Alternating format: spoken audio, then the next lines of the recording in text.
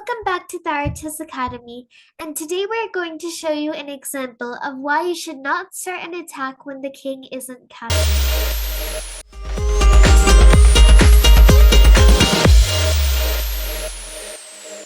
Hi everyone.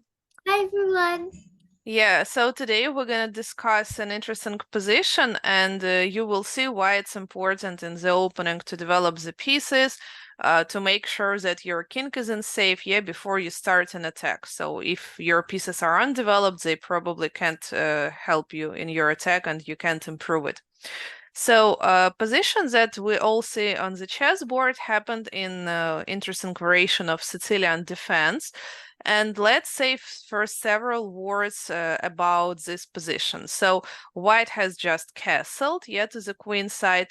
And of course, you may think that black's position is not so good because the king is still in the center, the king side is undeveloped, but black has a huge plus here. It's like strong center and also some half-open files at the queen side. So in the future, maybe black can use these files to start an attack. And for now, white really can't attack the black king. So white even doesn't have a light square bishop, which could be able to check the king. So that's why probably black has an advantage here. And in my opinion, one of the best moves here would be to play bishop b4.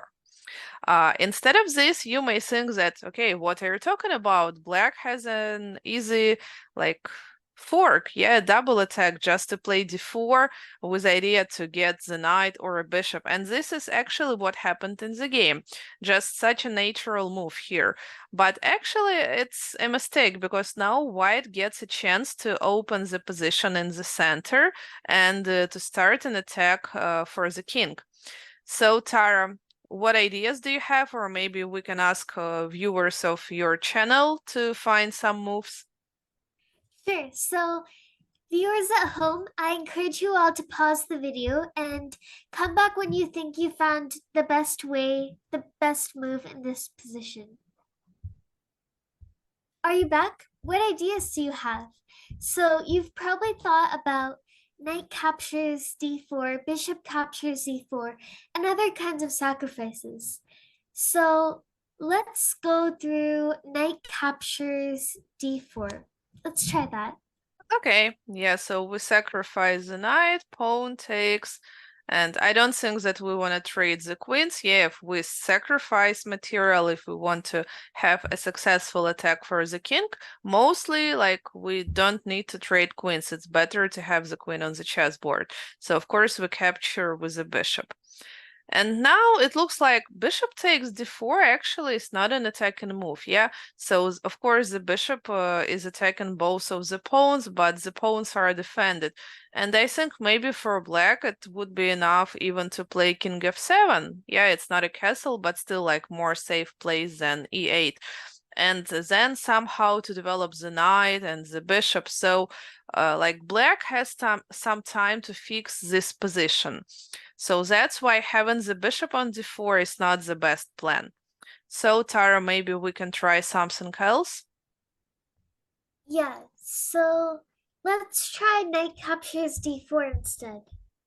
Mhm. So bishop takes d4 instead, yeah?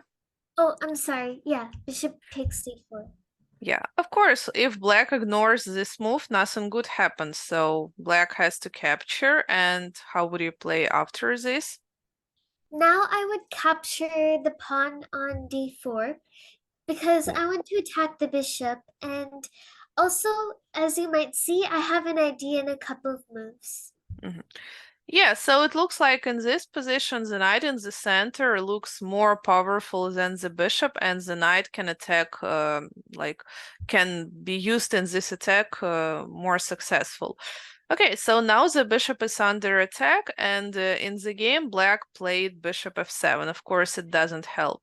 Now you can also see an open file, so let's think what we should do to attack with a rook or maybe with a queen. Now I would consider rook h e1 attacking the king. And it also leaves black with very few options to defend They don't want to defend with the queen. If they defend with the knight, then the bishop gets blocked, and if the bishop gets blocked, the king can't castle, and if the king can't castle, it's still in the center. So maybe black would try bishop e7, right?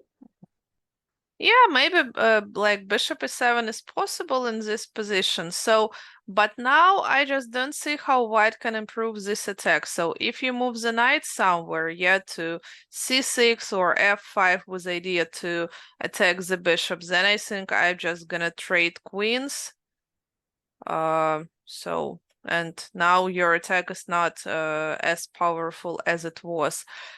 So I have a feeling that instead of moving the rook, maybe it's a little bit better to use the queen because we want the queen to be flexible. So the queen attacks the king on staying on e2, but same time, yeah, for instance, if black would think about queen e7, yeah, we don't want to trade queens, and we always have this check on b5. And why, like, do I think that moving the queen away from the file also looks like a nice idea? Because we open the file for the rook, and now we have some discovered attacks if we move the knight. So yeah, of course, usually it's better to bring a new piece to your attack, yeah, to check with the rook. But in this position, check with the queen looks much better, I guess. What do you think, Tara? Yeah, that looks pretty good. Yeah, okay. So I don't think that now it's really so important which piece to move to e7 because after each move, white has a way to improve this position. So in the game, black played the knight e7. So maybe now it's time to improve position for your knight and to find a nice discovered attack. So what would you do, Tara? So before I tell you about my ideas, I just wanted to say that when we play queen to e2, it's a little different than rook he1 because the reason is that if the queen moves to e2, you can see how now the rook, knight, and queen are lined up on the same file. But it would be different if the queens were lined up because if the queens are lined up, nothing special happens. So yeah, queen to e2. I just wanted to make that side note. And then after the bishop blocks to e7, Yeah, the knight e7 was yeah, played in the game. after knight to e7, now we have a couple options. So I knight to c6 looks pretty good. Knight e6, knight f5, they all look pretty good. Mm-hmm. Yeah, so of course we want to move the knight to improve its position and also it's a discovered attack. In the game, white played knight to f5. I think an idea is also to get to d6 with a check. Yeah, so now the rook is attacking the queen, so the queen has to move away. In the game, queen b8 happened. And now, Tara, what would you do with the knight? Where do you want to move it? I would try moving it to d6 so that once the king gets to the d file, I'll capture the bishop. And if you move the king to d8, I'll capture the bishop, but with also a fork of the king and the rook. Yeah, it's a double check, so I'm pretty sure that very soon there should be made, but okay, even if we capture the rook, it still should be enough for us to win the game, yeah, to get an extra rook, especially with such a bad position of the king. So after knight d6, I think there is nothing black can do, so after this move, black just resigned. So the knight is powerful, yeah, and one more example why white sacrificed the bishop but saved the knight on the chessboard. So in this attack, the knight looks really strong. Yes. So yeah, it's nice position. Uh-huh. So you can see how black had a theoretically better position. So if you could kindly go back to the start so we can make a couple of notes. Mm-hmm. So as you can see, if black played bishop to b4, black would still have the advantage. But remember, today's theme is how your position would be pretty bad if you attack when your king isn't castled. So black played d4, they made an attack, and we opened up the king and we got a really nice position. But if black had just played bishop to b4, then black would have a slightly larger advantage, and they just developed the knight to e7, then castle, and I would prefer playing black. Black has a really solid position. Yeah, I think especially because of the strong center too. And the advantage of two bishops, of course. Right, and also ideas of pawn to d4, which is pretty hard to stop. So maybe you would consider pawn to a5, a3, because there's basically no way to stop the fork. So you play pawn to a3. Let's say the bishop moves back to a5. And now we can't play knight to d5 because we'll lose our queen. So I don't see how we're going to get out of this pin. Do you see a way? So for now, I think it's not so easy, especially if next move, maybe not next move, but very soon black plays rook c8. So I think it could be quite like uncomfortable for white to avoid like to play this position and to get like doubled pawns on c file. Right. So I looked at the position and I noticed something else here. So if black plays d4, you can see that we kind of get the same position as before, but the position is slightly changed. So I'm wondering if d4 would still not work for black, because if we capture with our bishop, the pawn captures and the knight, we kind of get the same position as before. Is that right? Yeah, but now it's white's turn to move, so first we need to think what white gonna do. So probably maybe I would play rook e1.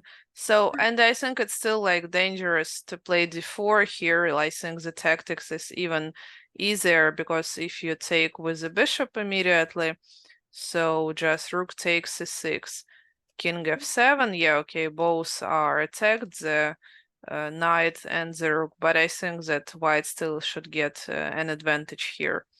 So, like, position doesn't look so great. Yeah. So rook one, I guess. So you can see that if black plays pawn to d4, it's not so great. So, which means that black has a better position, but they should start their attacks after they castle. So black should play something like knight to e7 and then castle, and then they can start these things because the king would be a little more safe, and Yeah, in that position it'd be pretty hard to stop black's attack. I agree. Yeah, so I hope you all enjoyed the video, and if you did, please make sure to smash the like button, share this video to others, and also kindly subscribe. I'll see you on my next video. Bye! Bye.